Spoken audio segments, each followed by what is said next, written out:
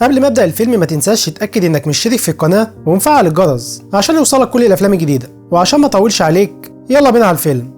بيبدأ الفيلم مع واحد اسمه جيمس، واللي بيكون شغال دكتور، واللي بيكون عنده اهتمام كبير بعين الإنسان وبيعمل عليها أبحاث كتير. وبيكون الدكتور جيمس عند زميله سام دكتور العيون عشان يطمن على نظره، وسام بيكون مستغرب جدا لأن جيمس كان عنده من مدة قصيرة وكان بيعمل نفس الفحص على عينيه على الرغم إن هي سليمة. وبيقول له سام إن هو كان عنده من حوالي شهر وعمل نفس الفحص، وبيسأله عن السبب اللي بيخليه يعمل كده، وبيسأله إذا كان ده ليه علاقة بالأبحاث اللي بيعملها في المعمل بتاعه على العيون.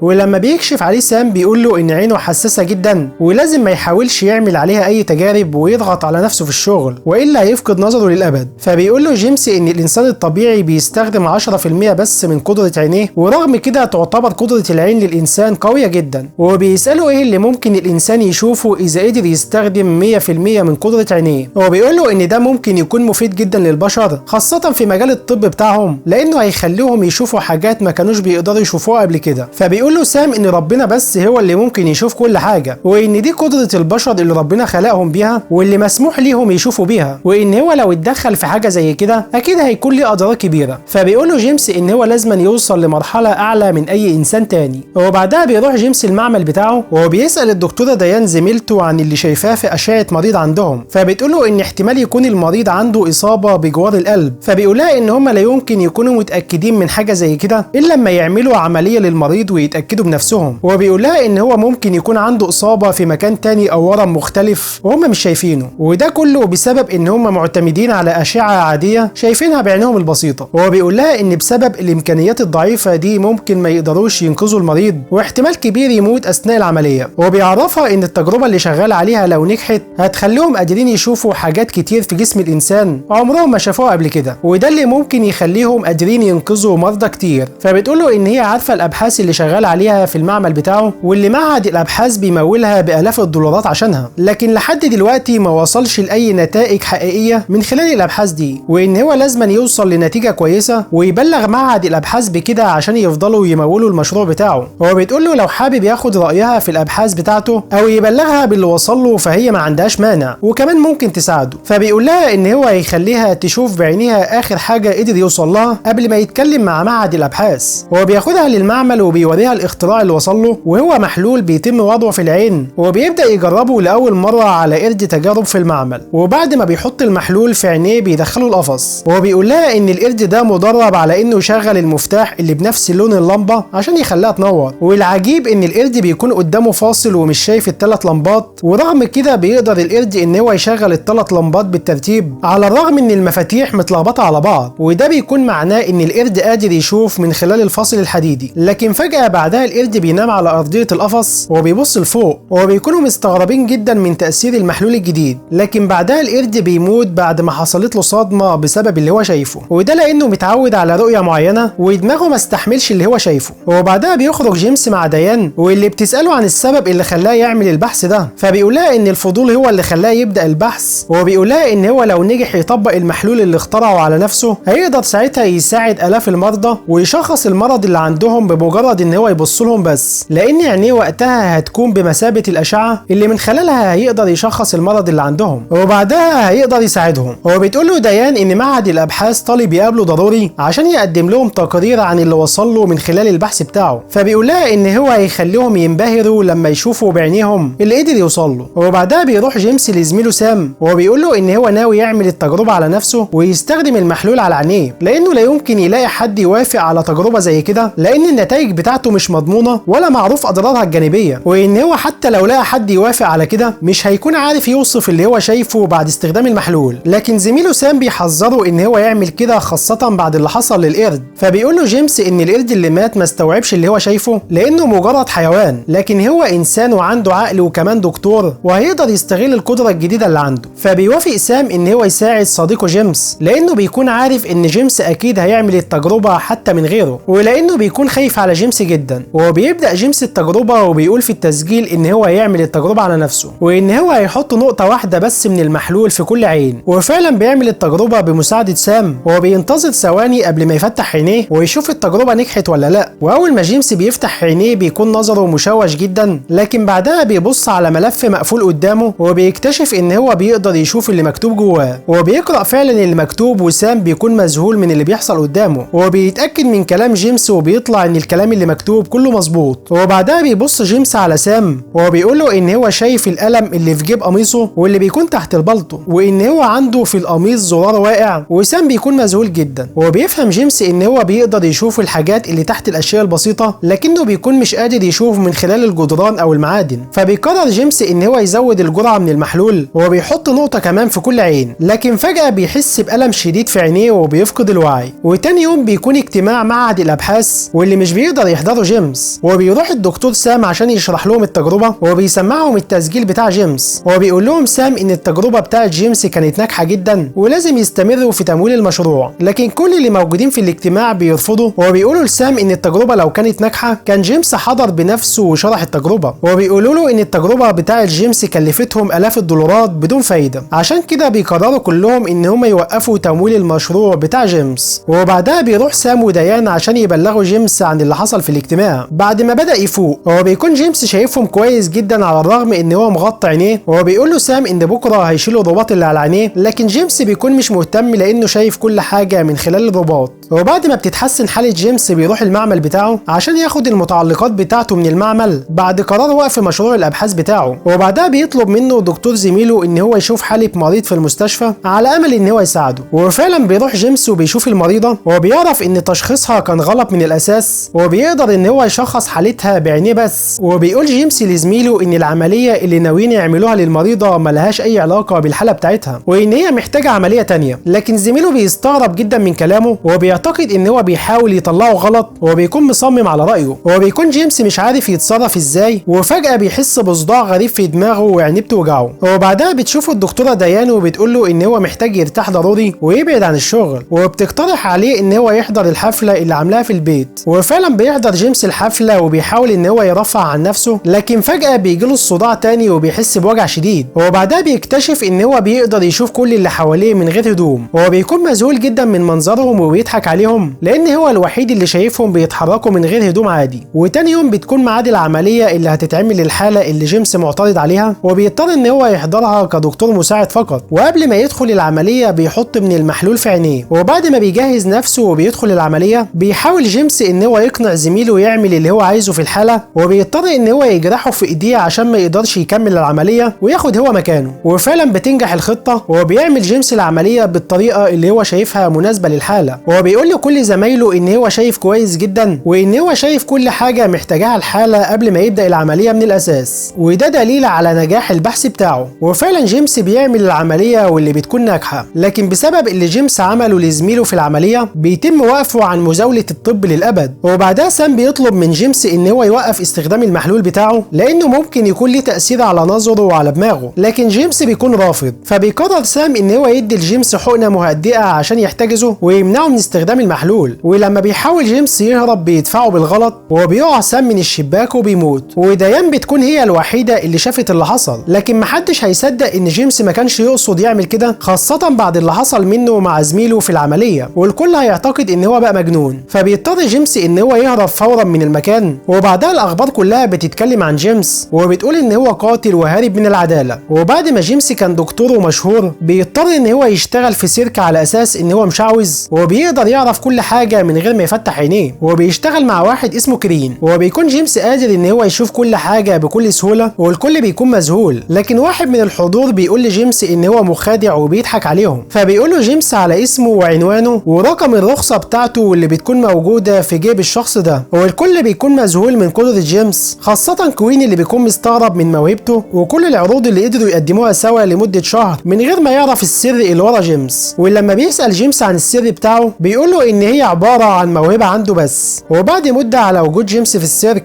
بتقع بنت في يوم وهي بتتمرن على الارض، والكل بيتلم حواليها وبيكونوا مش عارفين يتصرفوا معاها ازاي. ولما بيشوفها جيمس بيقدر يعرف حالتها، وبيعرف الكسور اللي عندها فين بالظبط، وبيقدر ان هو يعالجها باستخدام جبيره او قطعة خشب وبيقدر ان هو ينقذها، وكريم بيكون مذهول من جيمس وبيصدق ان هو موهوب فعلا، وبعدها بيعرض عليه فكرة هتعمل لهم فلوس كتير، وهي انهم يعملوا مكان يعالجوا فيه الناس الاغنياء عن طريق ان هو يشوفهم بعينيه بس. وفعلا بيوافق جيمس على الفكرة، وبياخدوا كريم للمكان الجديد عشان يجهزوا المشروع الجديد بتاعهم، وبيبدأ فعلا الناس الاغنياء يروحوا لجيمس عشان يشخص الحالة بتاعتهم بمجرد ان هو يشوفهم بس، والكل بيكون مذهول من قدرته العجيبة. وبيحاول جيمس ان هو يعمل كمية جديدة من المحلول بتاعه بسبب ان هو بدأ يخلص، وبيكمل جيمس في علاجه للناس بمجرد النظر ليهم بس. وكريم بيكون ثروة كبيرة من ورا جيمس، ومع الوقت اخبار جيمس بتنتشر في المدينة كلها لحد ما بتوصل الاخبار لديان، واللي بتقدر ان هي تعرف مكانه وتروح له. ولما بيشوفها جيمس بيستغرب ان هي عرفت مكانه، فبتقوله ان المرضى بتوعه اللي بيشخص مرضهم بيروحوا لها بعد ما يمشوا من عنده عشان ياخدوا منها العلاج، وبتفهم ان هو اكيد اللي بيساعدهم بسبب دقة التشخيص بتاعه، وبتقوله ان هي جاية عشان تساعده وبتحاول تشوف عينيه لكنه بيمنعها، وبيقولها ان حالته بقت سيئة جدا لدرجة ان هو بقى مش بيقدر يخلع النضارة ابدا، على امل ان قدرته على النظر تقل والصداع اللي في دماغه يروح. وبيقولها ان هو بقاله كذا شهر مش بيقدر يشوف الظلام، لانه حتى وهو قافل عينيه بيقدر يشوف من خلال الجفون بتاعته. وبيحس جيمس ان هو بدأ يبقى مجنون، وبيكون جيمس عايز يمشي مع ديان، لكن كريم بيحاول يمنعه وبيقول له ان هو عارف عنه كل حاجة ومش هيسيبه في حاله وهيبلغ عنه الشرطة. لكن جيمس بيرفض يستنى وبيمشي مع ديان، وبيحاولوا هما الاتنين يلاقوا حل للمشكلة بتاعت جيمس. وديان بتقترح عليه يقعد في مكان بعيد عن المدينة وبعيد عن الناس عشان محدش يقدر يشوفه ويتعرف عليه ويبلغ الشرطة. وبيقول لها جيمس ان هو محتاج يروح لمكان بعيد، لكن في الاول محتاج يروح لمكان يقدر يجمع منه فلوس، وبيطلب من ديان ان هي توصله لمدينة لاس فيجاس، وده المكان المناسب ليه عشان يكون بعيد عن الناس وفي نفس الوقت يقدر يستخدم قدرته في سرقة الفلوس. وفعلا بيروح جيمس للكازينوهات اللي هناك عشان يلعب، وبيقدر ان هو يخدع الناس ويكسب الفلوس عن طريق قدرة عينيه، والموضوع بيكون سهل جدا بالنسبة له لانه شايف كل حاجة وشايف كل الاوراق، وبيلعب اللعبة اللي مناسبة ليه عشان تخليه يكسب. وبسبب الطمع بتاع جيمس بيكون عايز يكسب مبلغ كبير مرة واحدة، وده بيكون سبب ان الامن بتاع الكازينو بيشك فيه، خاصة بسبب النضارة اللي هو لابسها على طول، وان كل ما يلعب لعبة بيكسب. وبتحاول ديان توقف جيمس عشان محدش يشك فيه، لكن جيمس بيرفض بسبب طمعه. ولما بيحاول يخرج من المكان بالفلوس اللي معاه بيوقفوا الامن بتاع الكازينو وبيقول له ان هم محتاجين يتكلموا معاه عشان يتاكدوا ان هو مش بيغش في اللعب. فبيحاول جيمس يهرب منهم، لكن النضاره بتقع منه وبتبان عينيه لاول مره، واللي بقى شكلها غريب جدا بسبب المحلول اللي هو بيستخدمه. وبيضطر جيمس ان هو يرمي الفلوس اللي معاه على الارض عشان الناس تتلم عليها ويستغل الفرصه ويهرب من المكان. وبيطلع فعلا بسرعه وبيسرق عربيه وبيهرب بيها، لكنه بيكون مش قادر يشوف كويس ونظره مشوش جدا. ولما بيطلع على الطريق الرئيسي طياره الشرطه بتقدر ان هي توصل له وتتعرف عليه، لكن فجاه بتتقلب العربيه بتاعت جيمس بسبب ان هو مش شايف كويس. وبعدها بيهرب لحد ما بيوصل لمكان زي الكنيسه، وبيفضل واقف هناك، لكن فجاه بيحس بالظلام اخيرا واللي كان بيتمنى ان هو يشوفه. وبيفقد جيمس نظره للابد بعد ما عينيه كلها اتدمرت.